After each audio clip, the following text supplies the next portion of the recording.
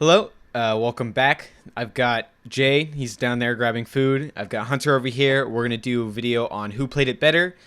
Basically, we're going to look at two cores, and this could either be the same year, different year, that played the same piece, and kind of just look at not only the how the cores performed it, but the arrangements and which ones we kind of prefer. Just a little fun video. It doesn't really mean anything, so let's just get right into it. First off, we have Blue Devils and Santa Clara Vanguard. So I'll just start with Blue Devils. This.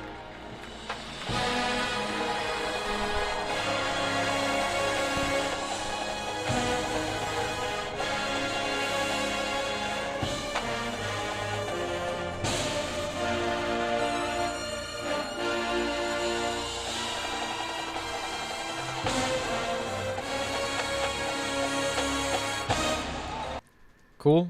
Yeah, just Triumph of Time right off the bat. It's pretty. Just Blue Devils arrangement, and let's the Vanguard. If it wants to load, there you go.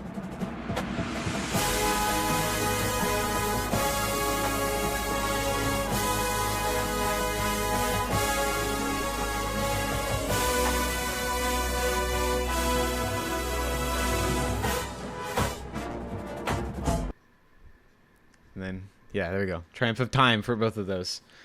Crazy how different they are and how different they sound, considering it's like same year, same recording. For real. It's a hard decision for me because I really like both versions. Mm-hmm. I think I'd go with Vanguard though, and the only reason I say that is because I listen to this piece a lot, and I think Vanguard's sound matches the brass band sound a little bit more. Mm-hmm. I agree. I lean Vanguard as well. I think the especially whenever they do the sforzando in there and whatnot, it just sounds like very aggressive and pointed. It kind of gets the attention more than a screamer. I agree. Does it? Everyone doing it? I think it's a lot. The Vanguard arrangement is very much closer to the original piece. I think that Vanguard is also kind of, they take it and it fits their show a little bit more, whereas with the Blue Devils arrangement, they're kind of changing it quite a bit to fit into what their show's doing. I think both arrangements are perfect in terms of the setting and what's going on. But yeah, I do think Vanguard was a little bit better. So that was a pretty easy one. But I mean, just both great years. I think just great first and second places for that season too. Oh no, go away. Right, let's go to the next one. All right, cool. This one is Liquid. So Cadets played this in 2005. Obviously, that's the meme year where they're yelling to those mics. But let's just get right into it.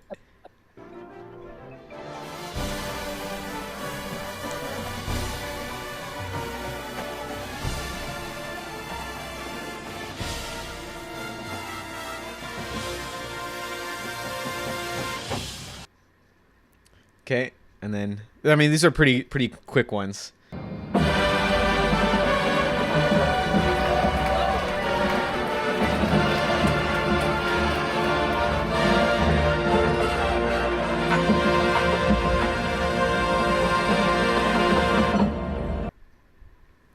Okay, obviously the Blue Knights one, not the same kind of caliber of recording equipment, I would say, but yeah. Man, they're so similar in arrangement, and I just I don't know, it's so close. So. Yeah. Yep. Jay Bocook wrote the piece, I believe, right?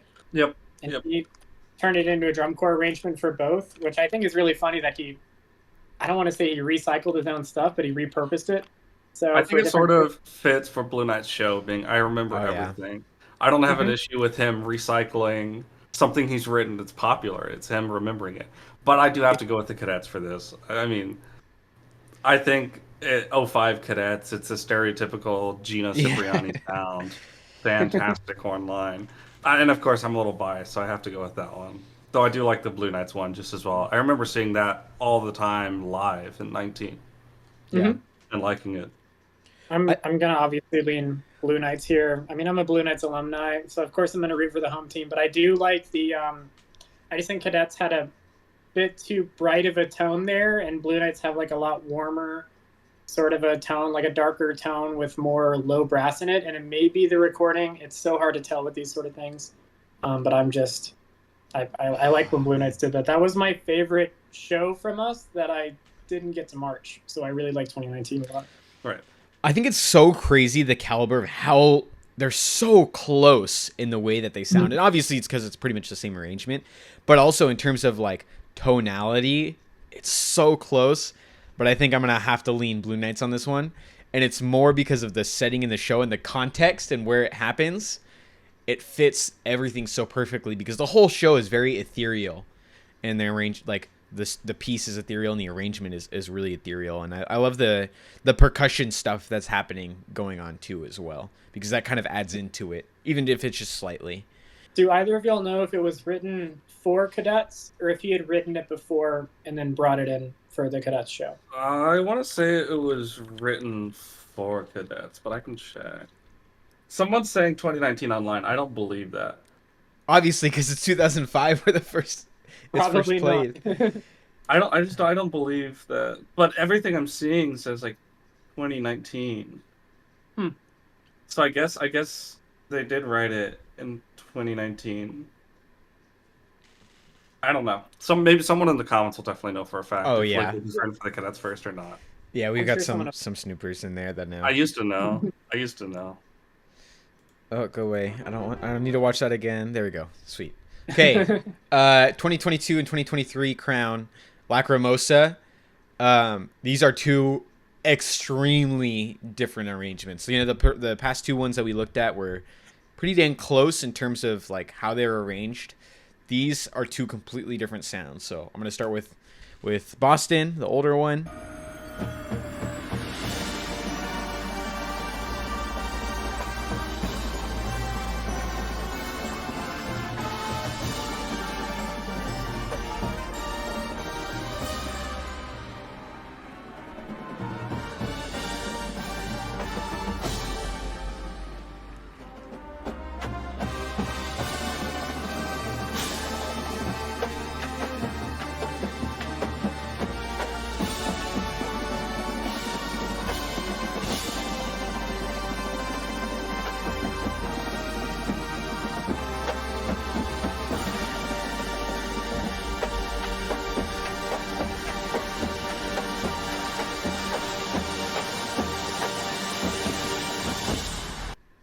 Man, oh my god, that hits so hard.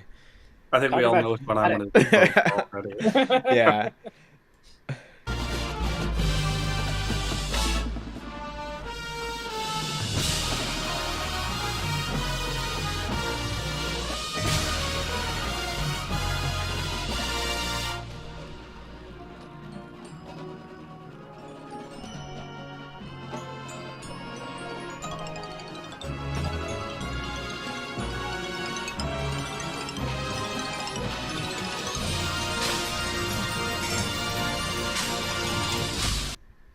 Oh man, I'm gonna immediately start off and go with Boston, and it's not because I don't like the Crown version. I think it's just because in terms of what the piece is doing for Boston, it's doing so much more for Boston than what it's doing for Crown.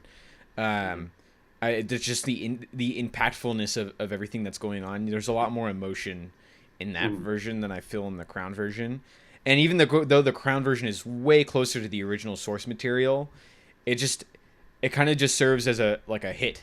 It's just a big hit, one of the big hits they do in the shows, and it's not like the thing that's happening. Yeah, Lacrimosa was like the ending.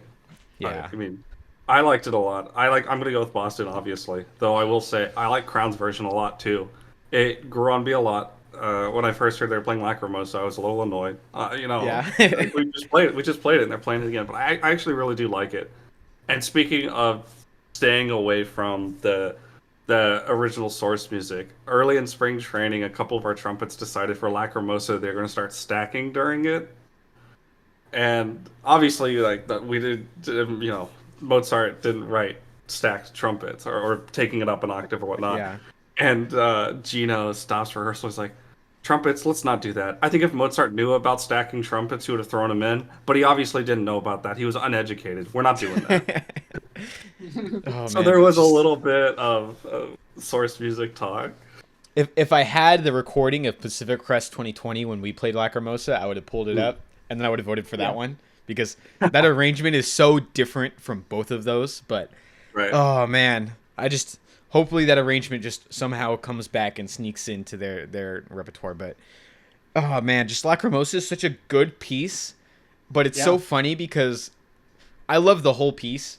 But like in terms of what people think is like the good part of Lacrimosa, it's literally like the first like 45 seconds of it, and then nobody remembers anything that happens after that.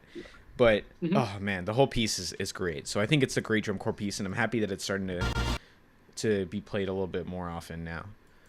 Yeah, my vote's Boston. That one's easy. So. And then we have the heat of the day. I chose this one as well. My jazz band is we're playing this right now, and it's a hard freaking piece, but.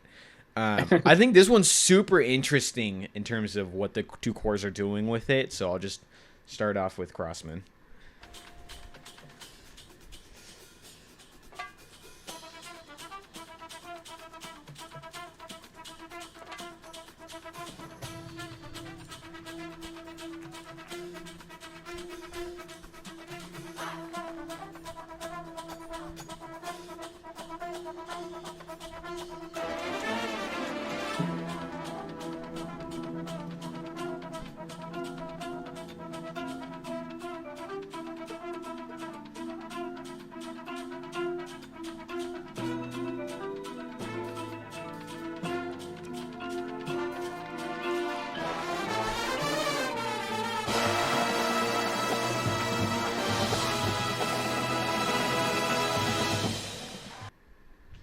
Yeah, just I think knowing now the piece beforehand, one thing that I'm going to point out is that they're marching marching dotted quarter notes for this because it's 1 2 3 1 2 3, and I think it was a smart decision. I'm almost positive that Coates does the same thing, but I just think it's really cool that they're doing that. Then they're not just marching like 1/3 time, for example, or something like that. So let's pull up Bluecoats.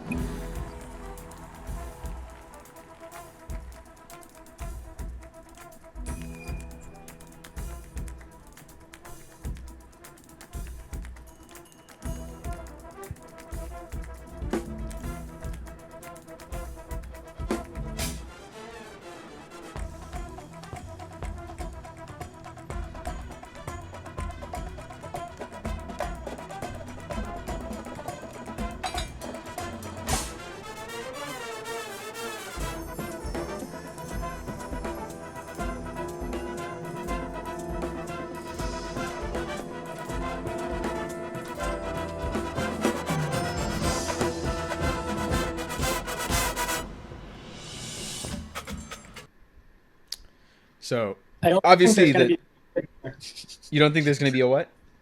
I said I always think there's going to be a big hit there. Like they go to that block, and I watch it. I'm expecting that to be the power chord. It isn't. It's weird.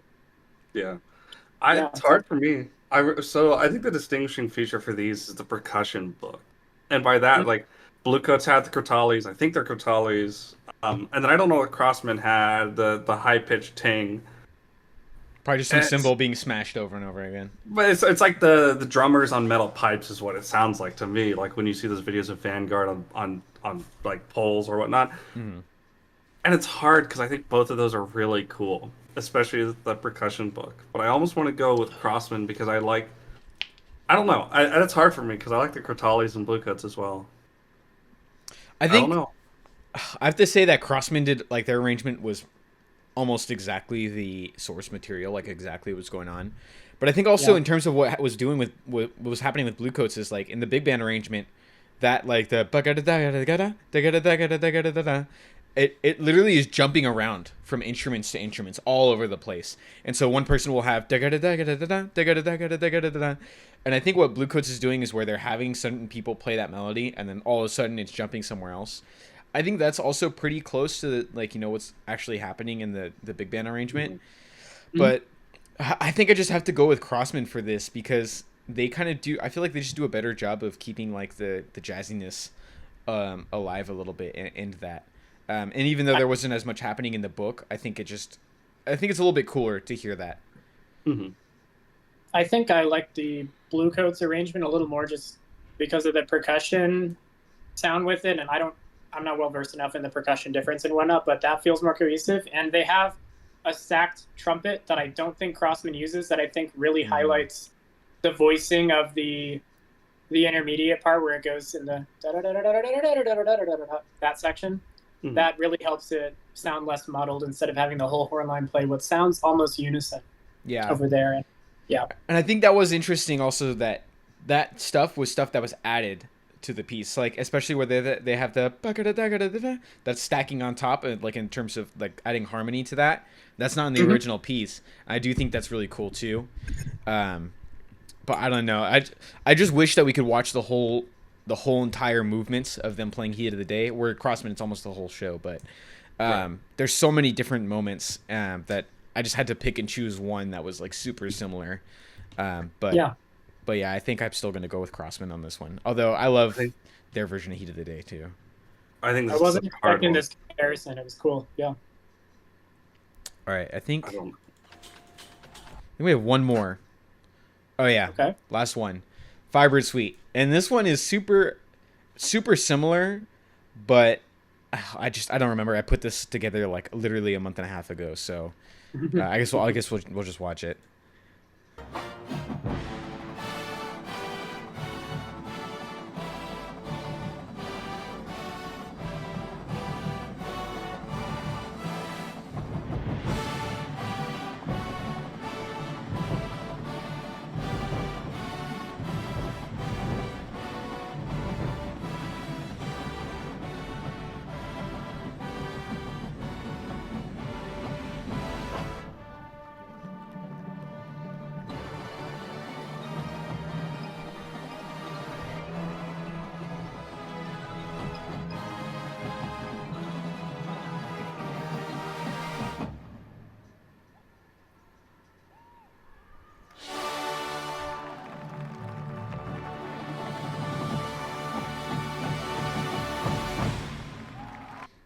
I'm now remembering why I chose these two videos.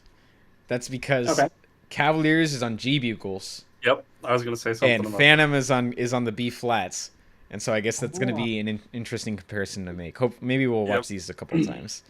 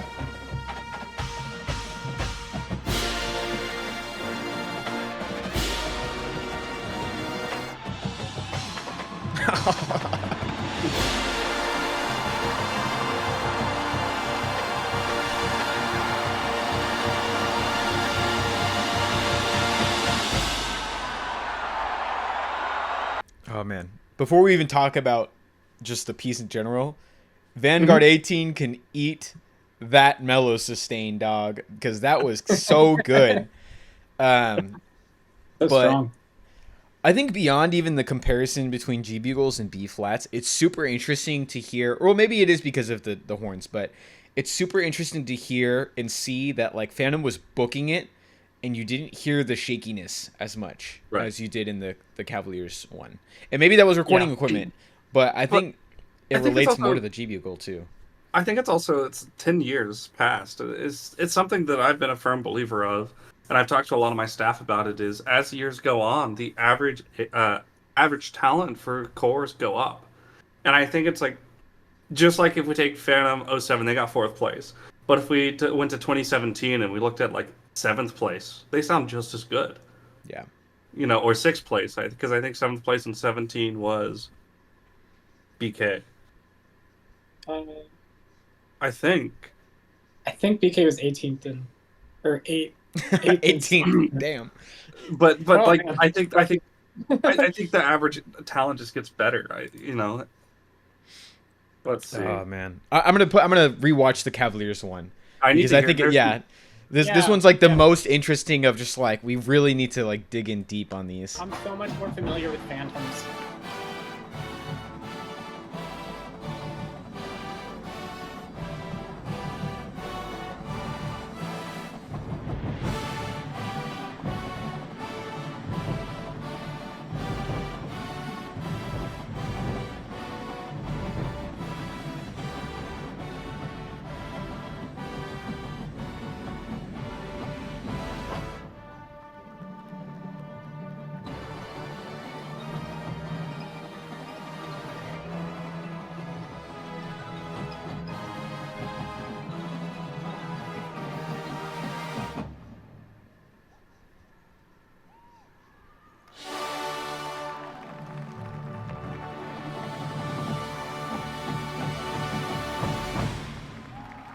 man, it's like so close. And I think it's so interesting because a lot of people talk about like the tonality difference between G bugles and B flats. Like, oh, G bugles were super bright; they didn't sound that great. But man, the Cavaliers are playing so well there. Like, there's not really a huge tonal difference in what's going on. Yeah. I think it's going to be Phantom, and I think we're going to re-watch Phantom, correct? Yeah, we're going to listen at the very beginning for the mellophone voice, and that's the deciding factor. Yeah. They have a mellophone, and maybe the reason why Phantom sounds better is because they're mic'd up, you know. Those B flat horns and their amplification. Yeah. Oh yeah, there it is. Back in 2007 when they had the whole horn line mic'd. Yep.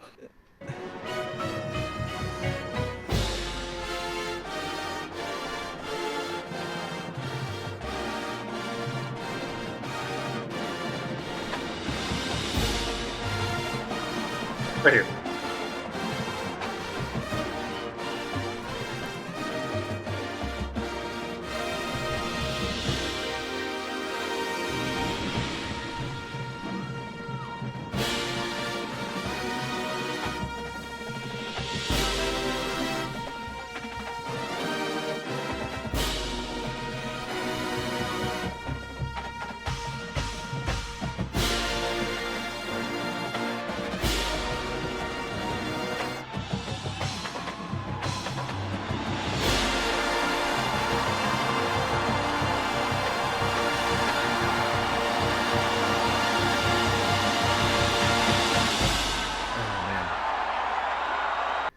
Yeah.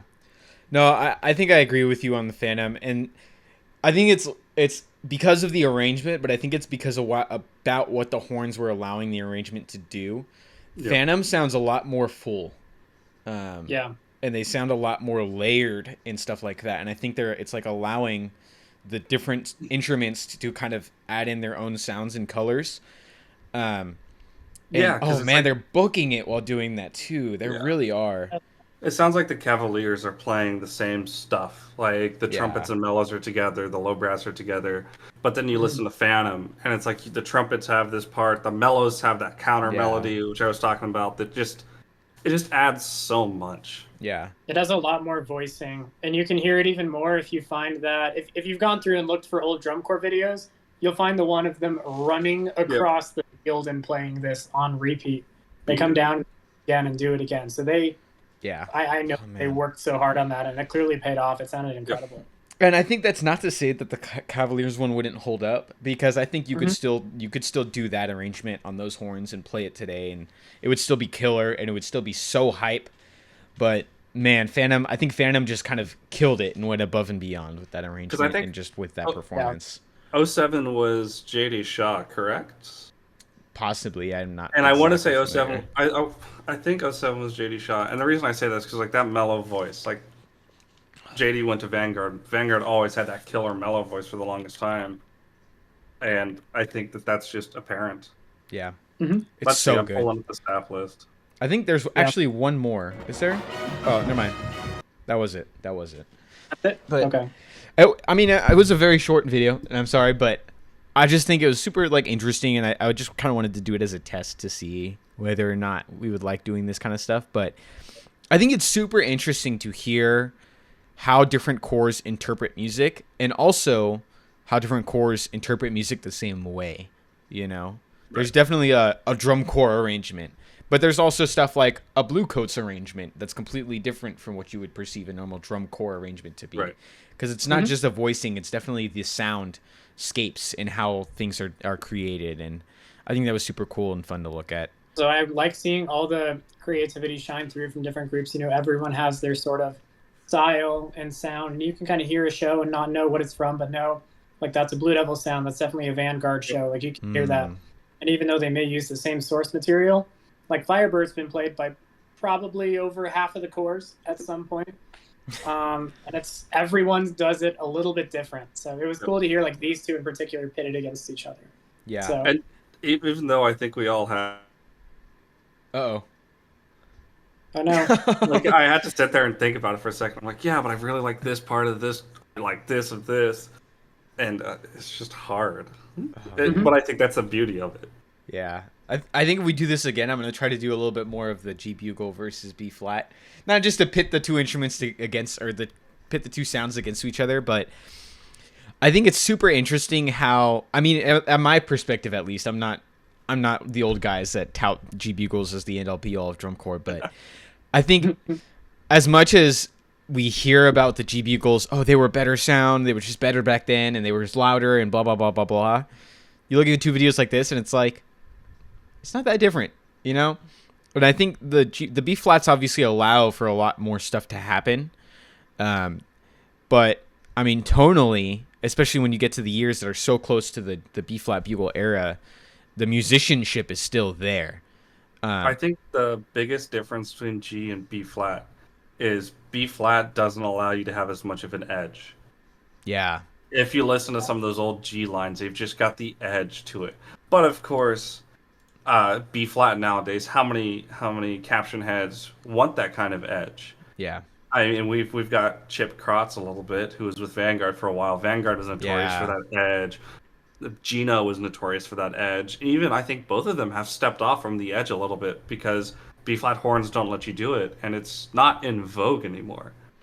I think one thing that Vanguard did quite well with kind of getting a similar, at least from my perspective, I only ever got to see the YouTube videos of G Bugles, but they had a lot of, they're like, I mean, there's not many corps that still do it, but they still had the baritones and the youth line.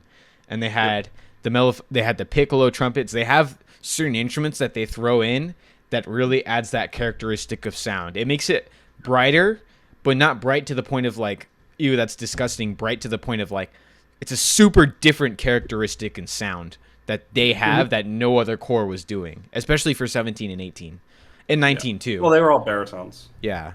They march full baritones? Oh, I thought they had dual. Still, I mean, yeah, it's definitely a different sound. The baritone is slightly brighter, but I think I almost like it better than a lot of what I hear. I think it's doing all youth net lines now, right? A lot of corps are doing all use. I think, in my personal opinion, I really like Barry lines. I marched an all baritone line. I love it. It's so much fun. Mm-hmm. But I like what Gina started to do lately, where you're bright for parts of the show, but then for your ballad or your lyrical moments, you're orchestral dark. Yeah. And I think that's a really nice blend. I mean, because drum corps sound started with Stan Kenton and his big band. Everyone tried to emulate Stan Kenton's big band, and we're slowly moving away to we've been moving towards a concert band approach, which I don't think there's anything wrong with that, frankly. Yeah, I agree with that, but I also think that you're kind of starting to see some of the downsides of that concert band approach. There's a lot of stuff that's super nice about it. I mean, the ballads, most of the ballads have just been so beautiful in this era, but you're also seeing a lot of mic'd players now. Right. And, you know, there's a lot of debate as to why or why not you should be miking a player, and I've always been of the opinion that miking players is just kind of lame. Obviously, you have soloists, but when you have mics on people the whole show, or you just have these on-field mics that are literally just, they're not amplifying the core, but they're reinforcing the sound, is the quote that a lot of people like to use. I think it's just lame. I think you should just punch it. I took that opinion for a long time, but I changed my opinion recently, and part of it is because I think that we're seeing a change in the way drum corps are being arranged. I think with miking people on the field, doing the shotgun mics, because shotgun mics were a thing for a while, but now that the on-field mics, I think that we're seeing a lot more precision in drum corps. True. It's like, I think back to some of the books I played, and we cut multiple parts just because you couldn't hear it. The euphoniums, the third baritones were the back corner, and we had moving lines, and you just couldn't hear it. It was muddled. And I think back, like, that probably would have stayed if we had a mic player, and to reveal some magic, we did keep it, because our concert euphonium soloist was behind the timpani and playing the third baritone part. So we... Oh no, again. That I think it's a little bit more precision that we're gonna see. We're gonna see harder books, but it's just gonna be more precise because you don't need to play like the technique at triple forte to be heard. You can do a technique at the back of the field, which I think is cool. Do you think we're gonna see more stuff like what Vanguard did in 17, where they had their like 12 key players that really play a lot of the most difficult and voiced parts of it? You think we're going to start seeing more of that? I don't think so because Okay. Vanguard got hurt a lot that season. From what I was told, I didn't march there, obviously, but from what I was told from a lot of good friends who did, was every judge tape was basically the brass judge going, "I'd love to give you a higher score in brass, but I just can't because the challenging book is played by 12 guys, an ensemble. Everyone else has such an easy book. Yeah. And the book was easy when you weren't a feature, when you weren't part of that feature, and I think that they got hurt in brass because of it. And I don't Okay. think, and they're technically supposed to be part of GE, if I remember correctly. Solos/features are GE, but I Yeah. don't think the GE judge was willing to reward them as much, if I remember correctly from what I was told, just because it's 12 phenomenal players who aren't marching, who are just playing. Yeah. Yeah, I've been told that soloists aren't supposed to affect the brass, which makes Yep. them kind of separate. So that kind of lines up with the whole. These are the soloists that are going through the rest of it, and they Yep. just didn't have the difficulty to match with them. I Does think that it'll make be sense? interesting. I don't think we will, but I could always be wrong. Some corps might come out and decide, okay, yeah, you know what, Yeah. Yeah. I am hoping we hear some different sounds. And like back to we were talking about Vanguard for a while. I think that was something that was super interesting. And when they do come back this year, I do hope that we hear something similar, because that was kind of not, I wouldn't say peak Vanguard, but I would say that was like something that was kind of being defined. They had this really different sound from what everybody Yep. else was doing.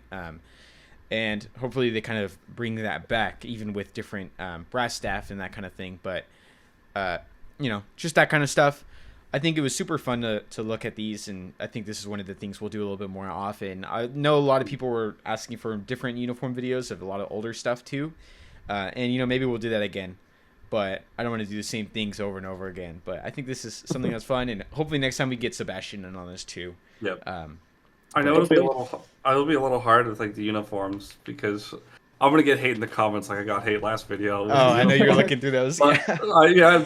but it's like a lot of the traditional uniforms. It's like you changed them every year.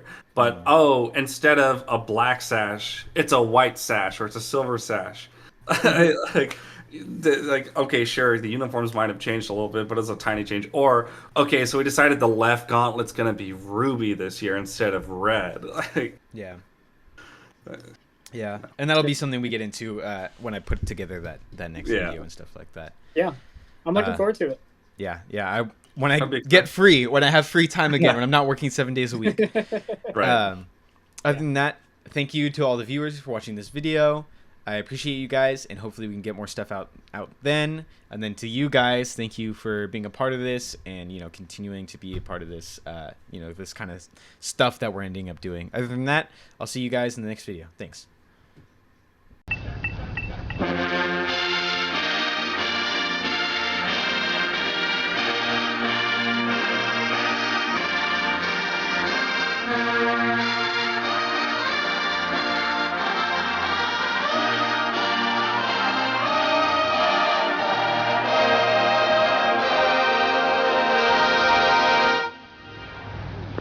All right, excellent. Good job.